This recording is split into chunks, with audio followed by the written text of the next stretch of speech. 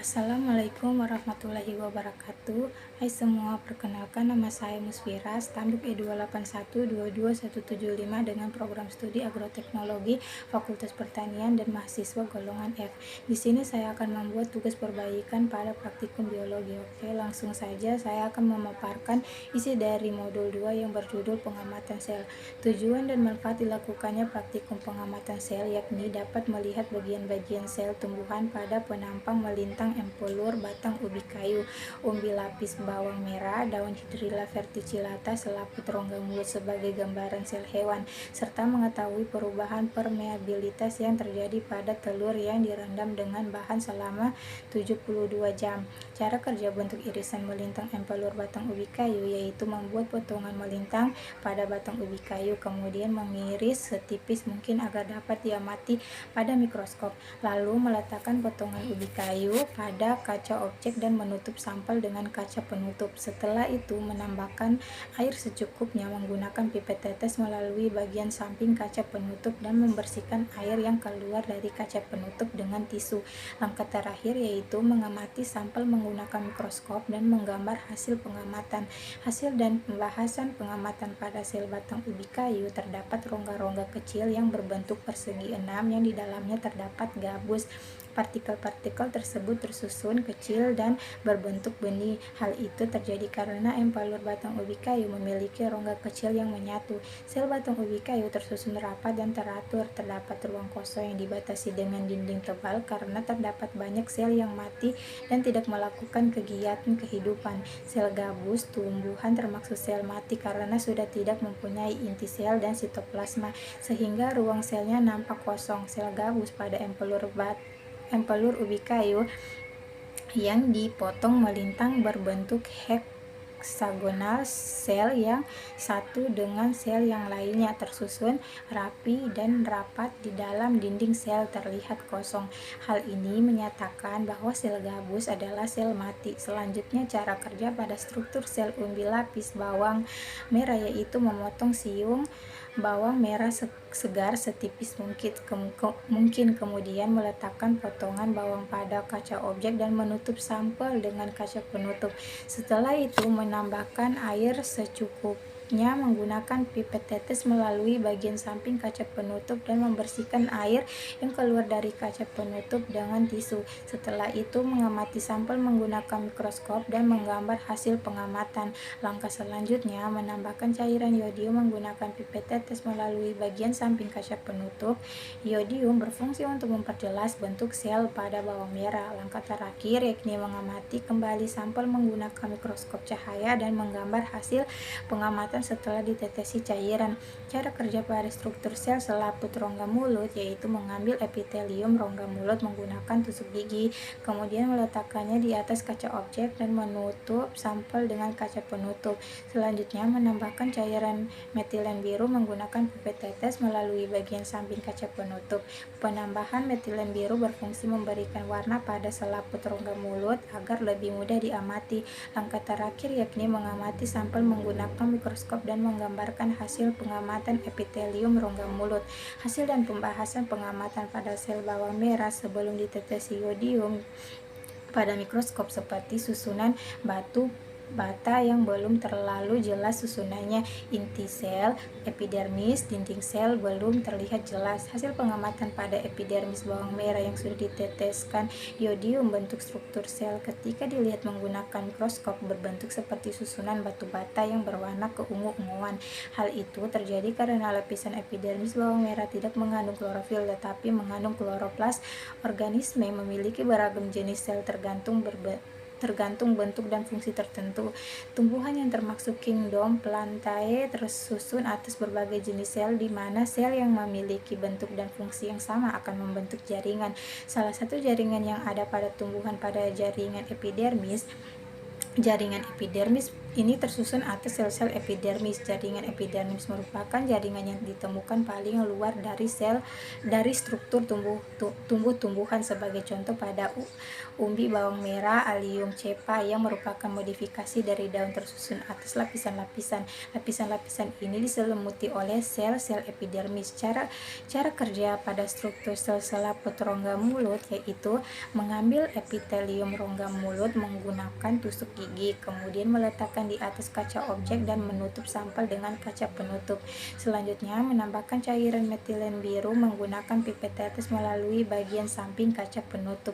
Penambahan metilen biru berfungsi memberikan warna pada selaput rongga mulut agar lebih mudah diamati. Langkah terakhir yakni mengamati sampel menggunakan mikroskop dan menggambarkan hasil pengamatan epitelium rongga mulut. Hasil dan pembahasan pengamatan pada selaput rongga mulut dapat terlihat. Struktur sel epitel rongga mulut terdiri dari inti sel, dinding sel, dan sitoplasma. Hasil pengamatan epitel yang diteteskan metilen biru sehingga didapatkan hasil pengamatan yang lebih jelas. Terdapat membran sel pada hasil pengamatan pada mikroskop. Hal ini menunjukkan bahwa pada sel hewan tidak memiliki dinding sel. Sel hewan yang diamati dalam praktikum ini adalah sel yang diambil dari epitelium rongga mulut. Sel pada hewan tidak memiliki dinding sel dan kloroplas seperti pada sel tumbuhan, di mana kumpulan dari sel hewan yang memiliki bentuk dan fungsi yang sama akan membentuk jaringan hewan. Pada awal perkembangannya terdapat 3 lapisan jaringan embrionik, antara lain endoderm, mesoderm, dan ektoderm, di mana setiap jaringan pada lapisan ini akan terdiferensiasi menjadi bagian tubuh tertentu pada vertebrata.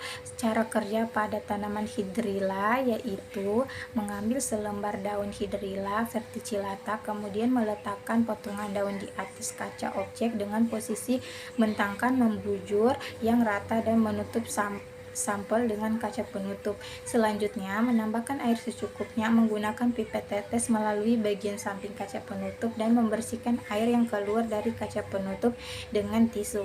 Langkah terakhir yakni mengamati sampel menggunakan mikroskop dan menggambar hasil pengamatan. Hasil dan pembahasan pengamatan pada hidrilla verticillata terdapat sel berbentuk lonjong yang tersusun beraturan. Adanya aliran sitoplasma dapat terlihat pula kloroplas dan dinding sel pada saat pengamatan dengan pembesaran 40 kali. Terdapat kloroplas yang ditunjukkan pada hasil pengamatan mikroskop. Kloroplas dapat dijumpai di hidrilla verticillata memiliki karakteristik antara lain daun bergerigi 1/2 inci berbentuk segitiga lancip yang berada di ulir dari 4 sampai 8 daun di sepanjang batang, lebar daun 5 sampai 20 mm dan panjang 0,7 sampai 2 mm.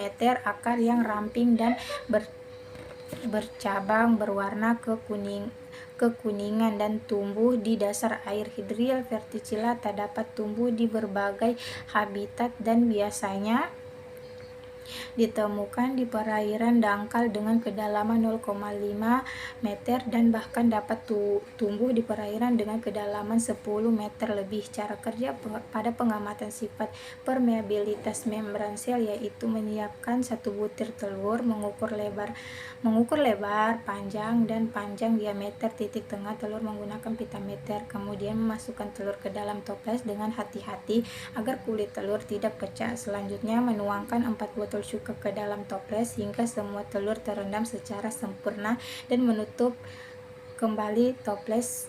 Setelah itu, mengamati perubahan telur selama 72 jam dengan mengukur lebar, panjang, dan panjang diameter titik tengah telur menggunakan pitameter setiap 1 kali 24 jam. Setelah 72 jam, mengeluarkan telur dari toples dan membersihkan toples. Langkah selanjutnya, memasukkan kembali telur ke dalam toples dan mengisinya dengan sirup hingga bagian telur terendam secara sempurna. Kemudian mengamati perubahan telur selama 72 jam dengan dengan mengukur lebar, panjang, dan panjang diameter titik tengah telur menggunakan pita meter setiap 1 kali 24 jam. Setelah 72 jam mengeluarkan telur dari toples dan mencatat data yang diperoleh dari hasil pengamatan.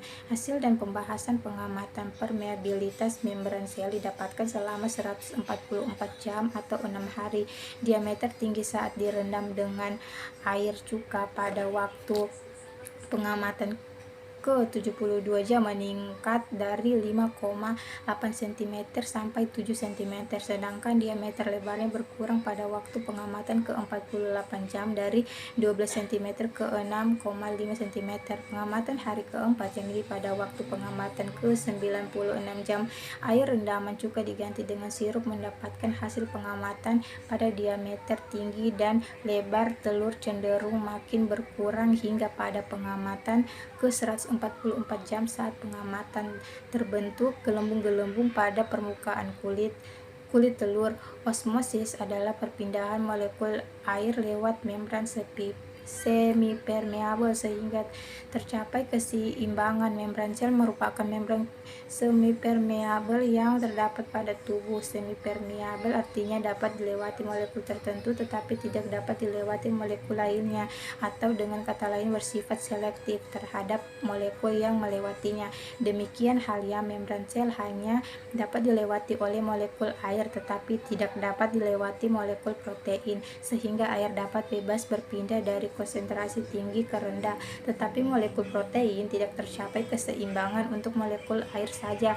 Difusi adalah pergerakan molekul dari konsentrasi tinggi ke konsentrasi yang lebih rendah berdasarkan gradien konsentrasi atau gradien elektrik. Sebagai contoh, air gula diberi zat warna kemudian dituang ke dalam segelas air, maka warna tersebut akan merata perpindahan molekul gula ke seluruh cairan disebut difusi. Kecepatan perpindahan zat tergantung tekanan difusi konsentrasi larutan gula. Membran sel memiliki pori-pori yang dapat dilalui zat-zat secara difusi sehingga partikel zat menembus langsung membran sel dari konsentrasi tinggi ke rendah seperti air, oksigen, zat-zat yang larut, lemak, hormon, steroid. Setelah melakukan praktikum biologi mengenai pengamatan sel, dapat disimpulkan bahwa sel adalah unit terkecil penyusun makhluk hidup yang bagiannya terdiri dari membran sel, inti sel, sitoplasma, centriole, retikulum,